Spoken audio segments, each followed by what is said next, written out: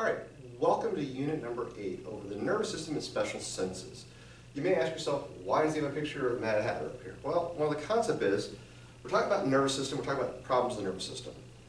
The word Mad Hatter, or the phrase Mad Hatter, came from the fact that people said you're mad as a hatter, which was because people who made hats back in the 1600s, 1700s, 1800s would shape felt, and they would do that using mercury. Mercury is now known to cause problems with the nervous system, so people who usually did this over time became crazy, mad, damaged the nervous system, so it became the concept of mad as a hatter. That's why I put this up here as an introduction to the nervous system.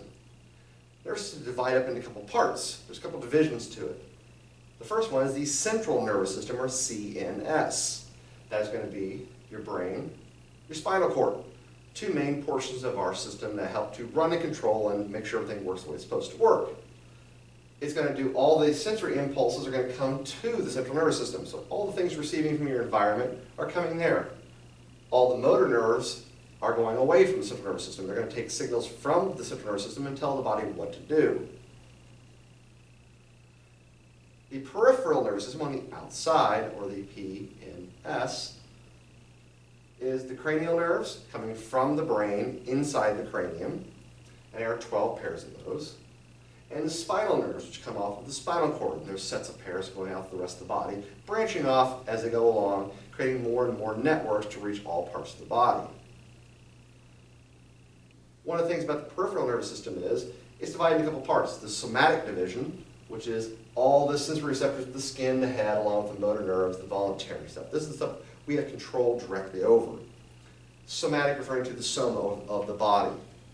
The other one's called the Autonomic Division. It's the nerves that go to your organs, your blood vessels, and your glands. It's involuntary. You don't have a direct conscious control of it. It's basically just going to run on its own as sort of an autopilot. Your brain is running it, but it's not doing it as a conscious thing that you can still go, oh, let me physically change that one variable. It's not like me moving my hand, which would be part of the first one. Underneath the autonomic are a couple different portions. The sympathetic, which is active during stress conditions, or the fight or flight response systems. And then the parasympathetic, which puts it back to normal functioning things. So if you're going through a lot of stressful situations, the sympathetic one's going to kick in. And then to calm it back down, the parasympathetic kicks in. So those two branches are basically running those two systems.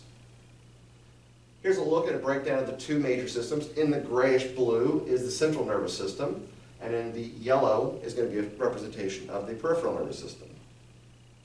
Here in the peripheral nervous system, you can see where you have the sensory division and the motor division. In the motor division, you have the somatic nerves, the autonomic nerves, and up here you can kind of break that up into different things you're doing this way. What kind of tissues are involved in the nervous system? Primarily, there are two basic types. Most people think of only one of them, and there's this myth about 10% of your brain and things like that. That comes from partly from the fact that that 10% makes up one of the two types. Doesn't mean they don't all work. All the system works. It all has a function of making the way that your concept, the way your body works, is based on that whole situation. Their neuroglia, or neuroglia, is also called the glial cells. They make up about 90% of your central nervous system. They come in multiple different types. The first one are called astrocytes. They're called that because they have a star shape. They anchor the neurons to the blood capillaries in the central nervous system. So they basically reach out, they grab hold of the blood vessels and anchor them to a neuron so the blood vessels can bring nutrients and release them through the capillary walls into and let the nerves absorb them in. Ependymal cells, their job is to line the cavities of the central nervous system, and they're going to produce cerebral spinal fluid that helps to lubricate and also nourish and take away the waste from those cells. The blood itself doesn't go into the nervous tissues. It stays inside the blood vessels. The fluid can leak out, the plasma, and it can then become part of this system. Oligodendrocytes, where dendro refers to tree-like.